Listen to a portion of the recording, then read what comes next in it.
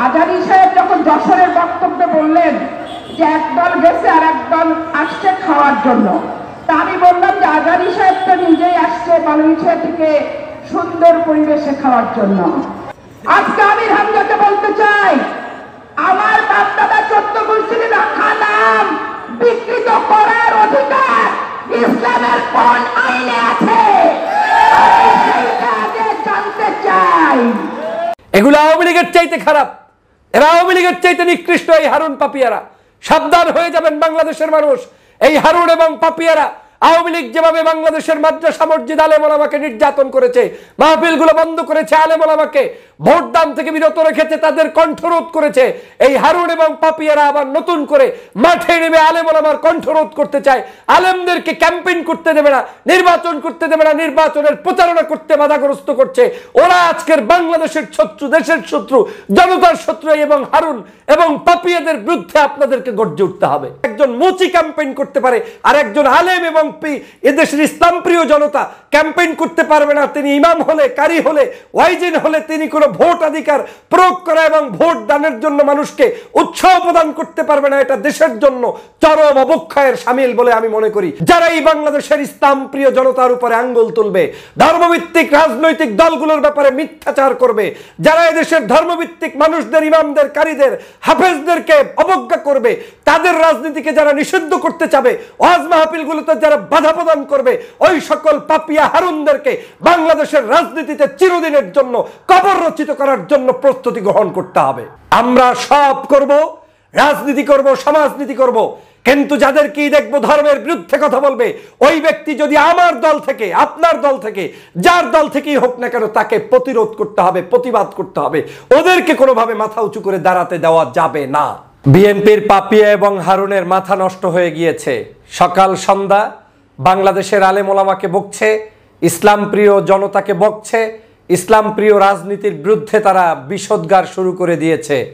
চাপাই নবাবগঞ্জের এই দুইজন চাপাবাজ বাংলাদেশ জাতীয়তাবাদী দলকে ডুবানোর জন্য এখন ইসলামিক মানুষদেরকে প্রতিপক্ষ বানানোর চেষ্টায় লিপ্ত রয়েছে।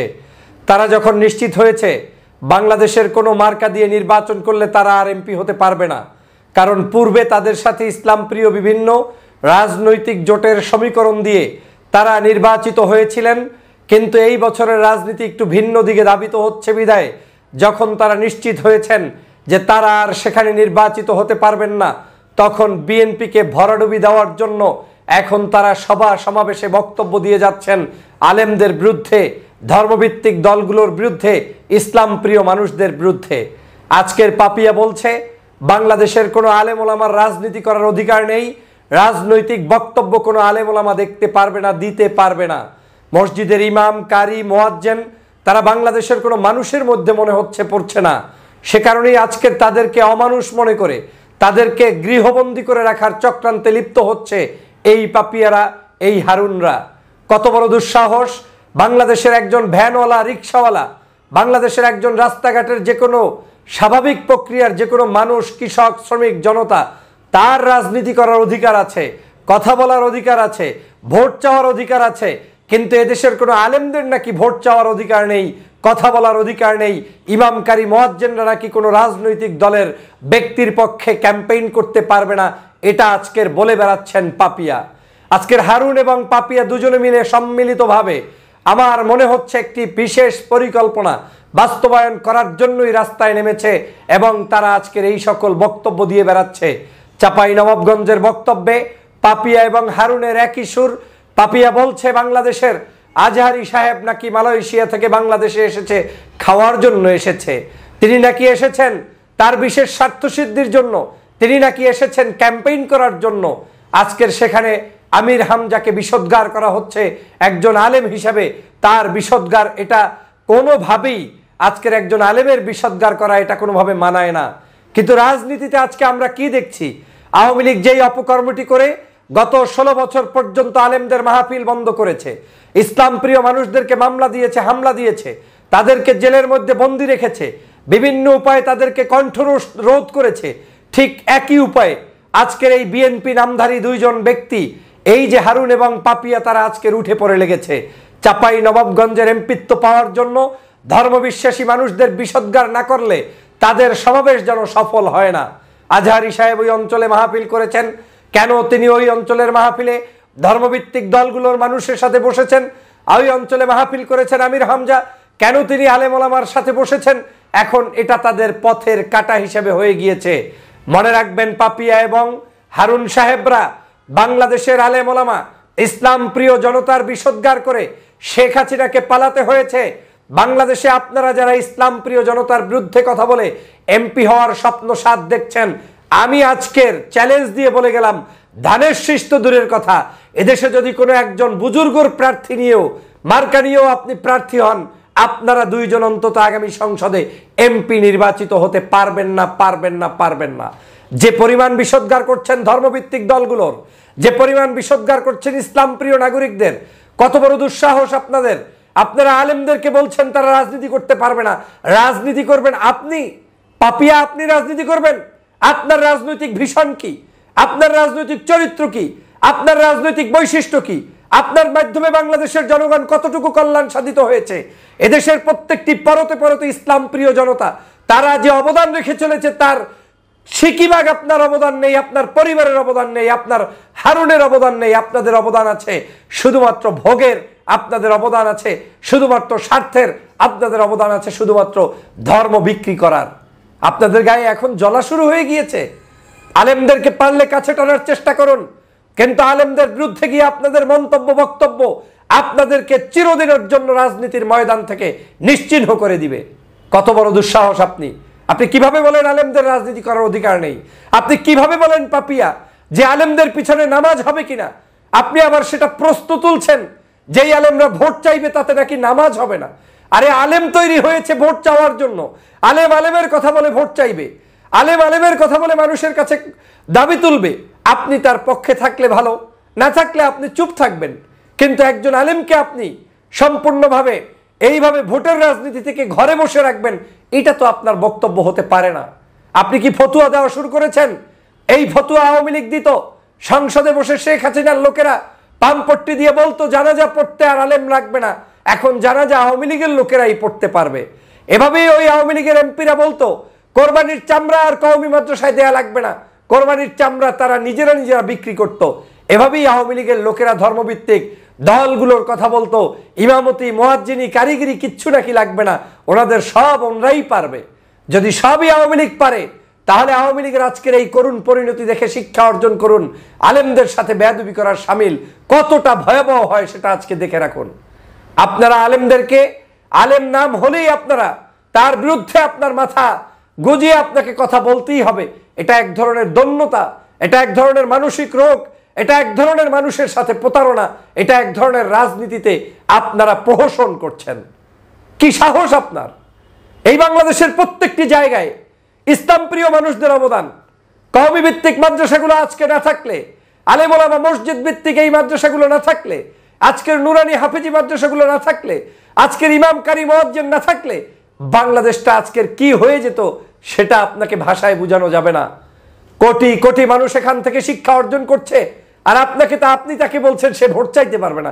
ভোট চাবেন আপনি, ভোট চাবেন আপনার মতো দুষ্ট লোকেরা, যারা বাংলাদেশকে দুর্নীতির চ্যাম্পিয়ন বানাবেন, যারা বাংলাদেশকে সন্ত্রাস বানাবেন, যারা বাংলাদেশকে বিভিন্ন ধরনের অপকর্মে লিপ্ত করবেন, যারা আজকে এত সুন্দর একটি দলের নাম বিক্রি করে বাংলাদেশটাকে একেবারে মানুষের কাছে ভিন্ন আঙ্গিকে উপস্থাপন করবেন, এটা তো মেনে নেওয়া যায় না। আপনাদের এত লজ্জা কিসের? সম্ভব হলে আপনি আপনার আদর্শ প্রচার করে ভোট চান। আপনারা আপনাদের বক্তব্যের মধ্যে একটি দলকে টার্গেট করতে গিয়ে, আপনি সেই দলের নেতাকর্মীদের নামে বিভিন্ন বিষোদ্গার করতে গিয়ে আলেমদেরকে আপনি বিভিন্নভাবে অপমান অপদস্থ করার কোনো সাহস আপনাকে কেউ দেয় নাই। আপনাদেরকে যেখানে আলেমরা পাবে আজকের সেখানেই আলেমরা কিন্তু আপনাদেরকে এখন ধরার সুযোগ আপনারাই তৈরি করে দিয়েছেন। আপনাদের বিরুদ্ধে আমি বাংলাদেশের সমগ্র আলেম ওলামাকে বলবো, যতক্ষণ পর্যন্ত এই হারুন এবং এই পাপিয়ারা আলেমদের এই যে বিরুদ্ধাচরণ করে বক্তব্য দিয়েছে তার জন্য প্রকাশ্যে মাপ না চাবে, ততদিন পর্যন্ত প্রত্যেকটি জায়গায় আপনাদের এই আলেমরা ঐক্যবদ্ধভাবে এই সকল কণ্ঠগুলোকে অফ করে দিবেন। আপনারা বলছেন মাহফিলগুলোতে আর যাতে কোনো ধরনের ইসের আলোচনা না হয়, রাজনৈতিক আলোচনা না হয়, এই একই কথা আওয়ামী লীগ বলতো। আপনারা মাহফিলগুলো কন্ট্রোল করার চেষ্টা করছেন। আপনারা বলছেন বাংলাদেশের সকল মাহফিলগুলোতে শুধুমাত্র আপনাদের মনোমত ওয়াজ করতে হবে, এর বাহিরে ওয়াজ করলে নাকি মাহফিলগুলো বন্ধ করবেন। এই চরিত্র আওয়ামী লীগের, এই একই চরিত্র আপনারা অবলম্বন করছেন। পাপিয়া সাবধান হয়ে যান, হারুন আপনি সাবধান হয়ে যান। বাংলাদেশের প্রত্যেকটি জনপদে আপনাদের বিরুদ্ধে মানুষ গর্জে উঠবে এবং আপনাদের কারণেই আজকের এত বড় একটি দল ক্ষতিগ্রস্ত হবে। প্রিয় বন্ধুরা আমার, আপনারা জানেন চাপাই নবাবগঞ্জের এই দুই চাপাবাজ বাংলাদেশের বিভিন্ন সময়ে একটি বড় বৃহৎ রাজনৈতিক দলকে ক্ষতি করেছে। তারা কখনোই এই দলের শরীর ছিল না, বন্ধু ছিল না। 2018 সালের অবৈধ নির্বাচনে যখন এই হারুন জয়যুক্ত হয়েছিল, তখন কিন্তু এই হারুন শপথ নেওয়ার জন্য একেবারে অস্থির হয়ে পড়েছিল। বিএনপির পক্ষ থেকে বারবার নিষেধ করার পরেও এই হারুন কিন্তু শপথ নিয়েছিল। তখন স্বার্থের কারণে তখন সংসদে গিয়েছিল, অথচ এই পার্টির মহাসচিব তখন কিন্তু শপথ নেননি। আজকে তারাই যখন দেখছে এই অঞ্চলে অন্য পার্টির প্রার্থী রয়েছে এবং সেই প্রার্থী জয়যুক্ত হতে পারে সম্ভাবনা, তখনই এখন যে কোনো মূল্যে ওই প্রার্থীকে দাবাতে গিয়ে আপনি ধর্মভিত্তিক মানুষদের বিষোদ্গার করছেন, যেটা অত্যন্ত নিগৃহীত কাজ। আপনার অধিকার নেই বাংলাদেশের মাহফিল বন্ধ করার, আপনার অধিকার নেই আলেমদের মুখ বন্ধ করার, আপনার অধিকার নেই ইসলাম প্রিয় জনতার কণ্ঠরোধ করার, আপনার অধিকার নেই ইসলামিক জলসা আপনার মতো পরিচালনা করার। এদেশে কোরআন হাদিস ভিত্তিক আলোচনা করতে গেলেই সুদের বিরুদ্ধে, ঘুষের বিরুদ্ধে, অন্যায়ের বিরুদ্ধে, জুলুমের বিরুদ্ধে কথা হবে। এদেশে ইসলাম প্রিয় জনতা তার পছন্দের প্রার্থীর জন্য ক্যাম্পেইন করবে, এটা তার স্বাধীনতা, এটা তার অধিকার। আপনি সংবিধান থেকে তাকে কিভাবে বাদ দিবেন? যেই মানুষটি জন্মগতভাবে বাংলাদেশের নাগরিক, সেই মানুষটা ভোট চাইবে, ভোট দিবে, এটা তার নৈতিক অধিকার। আপনি ইমামকে, কারিকে ব্র্যাকেটের ভিতরে ঢুকিয়ে দিবেন কেন? একজন আলেমকে ব্র্যাকেটের ভিতরে ঢুকিয়ে দিবেন কেন? কে অধিকার দিয়েছে আপনাকে? এই অপকর্মটি আওয়ামী লীগ থেকে শিখেছেন। এই আওয়ামী লীগ এই একই কাজ করত। বরং আমার কাছে মনে হচ্ছে হারুন এবং পাপিয়া যে পরিমাণ আওয়ামী লীগের মতো বিষোদ্গার করছে, তাতে আওয়ামী লীগের চাইতে আরো 10-20 গুণ বেশি বিষোদ্গার তারা করছে। এগুলো আওয়ামী লীগের চাইতে খারাপ, এরা আওয়ামী লীগের চাইতে নিকৃষ্ট। এই হারুন পাপিয়ারা সাবধান হয়ে যাবেন বাংলাদেশের মানুষ। এই হারুন এবং পাপিয়ারা আওয়ামী লীগ যেভাবে বাংলাদেশের মাদ্রাসা মসজিদ আলেম ওলামাকে নির্যাতন করেছে, মাহফিলগুলো বন্ধ করেছে, আলেম ওলামাকে ভোট দান থেকে বিরত রেখেছে, তাদের কণ্ঠরোধ করেছে, এই হারুন এবং পাপিয়ারা আবার নতুন করে মাঠে নেমে আলেম ওলামার কণ্ঠরোধ করতে চায়। আলেমদেরকে ক্যাম্পেইন করতে দেবে না, নির্বাচন করতে দেবে না, নির্বাচনের প্রচারণা করতে বাধাগ্রস্ত করছে। ওরা আজকের বাংলাদেশের শত্রু, দেশের শত্রু, জনতার শত্রু। এবং হারুন এবং পাপিয়াদের বিরুদ্ধে আপনাদেরকে গর্জে উঠতে হবে। ওরা কোন দল করে আমার দেখার টাইম নাই। অনেক সহ্য করেছি। বাংলাদেশের ধর্মভিত্তিক মানুষদের বিষয়ে কথা বলতে বলতে জিহ্বা আপনাদের বৃদ্ধি পেয়েছে।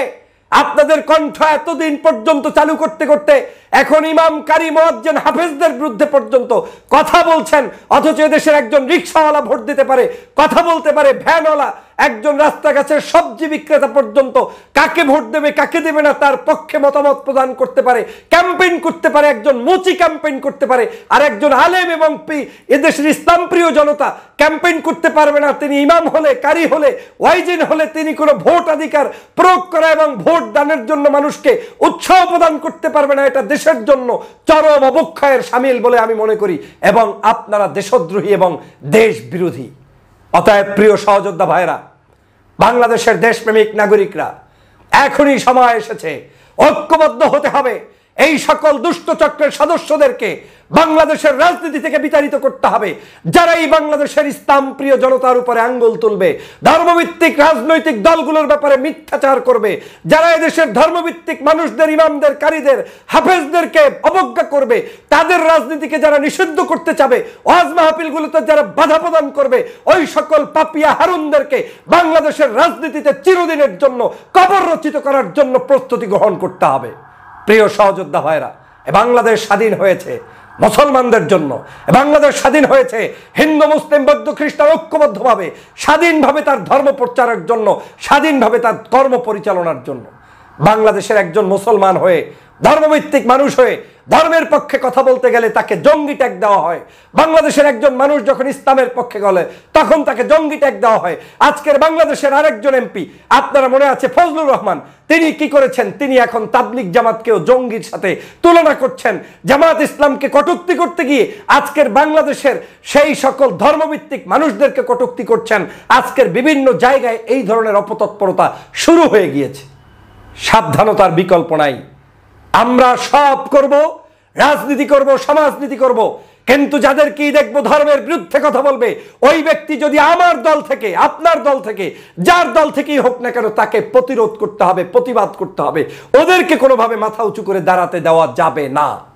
এ সমাজ আমাদের, এদেশ আমাদের, এদেশ আমাদেরকেই গঠন করতে হবে। কোনো দুষ্ট দালাল, বিদেশি কোনো শক্তির দালাল হিসেবে যারা কাজ করবে, ওদেরকে বাংলাদেশে মাথা উঁচু করে দাঁড়ানোর কোনো সুযোগ নেই। আসুন পাপিয়াদের বিরুদ্ধে গর্জে উঠি, আসুন হারুনদের মতো নির্লজ্জদের বিরুদ্ধে গর্জে উঠি, যারা এখনো মুক্তিযুদ্ধের বিভিন্ন স্লোগান তুলে শেখ হাসিনার মতো বাংলাদেশের ডিভাইডেশনের রাজনীতি চালু করতে চায়। ওদের ব্যাপারে জনগণকে সোচ্চার করি, মানুষকে সোচ্চার করি, মানবতা জাগ্রত করি। প্রিয় সহযোদ্ধা ভাইরা, আমার এই প্রিয় মাতৃভূমির স্বাধীনতা রক্ষায় আপনারা, আমরা, আমাদের সবাইকে ঐক্যবদ্ধভাবে দেশ গঠন করতে হবে। আসুন আমরা সুষ্ঠু সুন্দর ধারায় বাংলাদেশের রাজনীতিকে পরিচালনা করি, সেই উদাত্ত আহ্বান জানাই। আল্লাহ হাফেজ।